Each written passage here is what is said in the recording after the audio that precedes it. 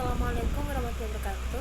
Perkenalkan, nama saya Bunga Fernandes dari BP23 dengan NIM 3042131. Saya dari Prodi Ilmu Administrasi Negara, Fakultas Ilmu Sosial Universitas Negeri Padang. Di sini saya akan menjelaskan materi mengenai etika administrasi publik pada mata kuliah pengantar administrasi publik dengan dosen pengampu Bapak Dr. Andes Kerjuni Dato Maani MSI. Baiklah, langsung saja ke materinya. Etika administrasi publik merupakan suatu kode yang ditetapkan untuk menjamin keakuratan, ketransparansi, dan kepedulian dalam pemerintahan publik. Materi etika administrasi publik mencakup beberapa aspek utama, antara lain: yang pertama itu ada pengertian etika administrasi publik. Etika administrasi publik merupakan sebuah prinsip yang mempunyai dua aspek utama, yaitu moralitas dan kewajiban. Moralitas menunjukkan apa yang benar dan salah dalam melaksanakan tugas, sedangkan kewajiban menunjukkan apa yang harus dilakukan dalam melaksanakan tugas. Yang kedua itu ada prinsip etika administrasi publik.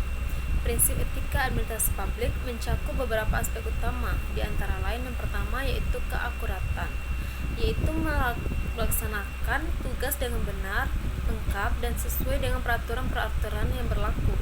Yang kedua yaitu ketransparansi, yang artinya itu menyampaikan informasi secara transparan dan terbuka bagi masyarakat. Yang ketiga yaitu ada kepedulian, yaitu melaksanakan tugas dengan peduli terhadap masyarakat dan lingkungan hidup.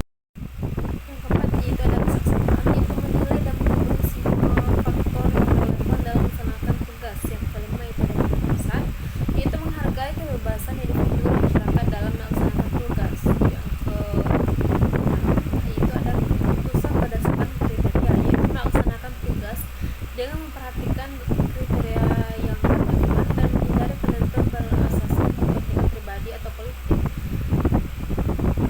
Yang ketiga yaitu ada penerapan etika administrasi publik. Penerapan etika administrasi publik mencakup beberapa aspek utama, antara lain yaitu ada pemantapan peraturan dan prosedur yang melaksanakan tugas dengan memantau peraturan dan prosedur yang berlaku secara konsisten dan teratur.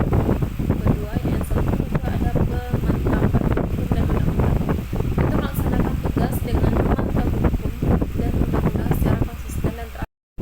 Selanjutnya itu ada pemantapan kewajibannya sebagai pegawai negeri sipil atau PNS, yang itu melaksanakan tugas dengan memahami dan menjalankan kewajibannya sebagai pegawai negeri sipil atau PNS. Selanjutnya itu pemantapan kewajibannya sebagai warga negara Indonesia atau WNI, melaksanakan tugas dengan memahami dan menjalankan kewajibannya sebagai warga negara Indonesia atau WNI. Selanjutnya itu ada pemantapan kewajibannya sebagai warga negara Indonesia atau WNI di lingkungan internasional, yaitu melaksanakan tugas dengan memahami dan menjalankan kewajibannya sebagai warga negara Indonesia atau WNI di lingkungan internasional. Selanjutnya itu ada pemantapan kewajibannya sebagai warga negara Indonesia atau WNI di lingkungan daerah, yaitu melaksanakan tugas dengan memahami dan menjalankan kewajibannya sebagai warga negara Indonesia atau WNI di lingkungan daerah.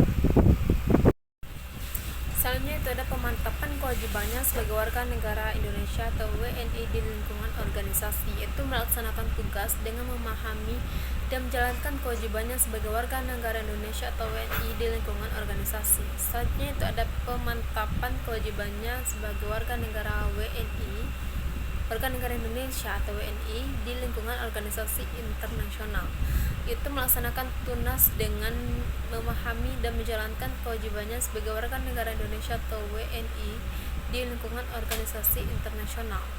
Selanjutnya itu ada pemantapan kewajibannya sebagai warga negara Indonesia atau WNI di lingkungan organisasi daerah, yaitu melaksanakan tugas dengan memahami dan menjalankan kewajibannya sebagai warga negara Indonesia atau WNI di lingkungan organisasi daerah.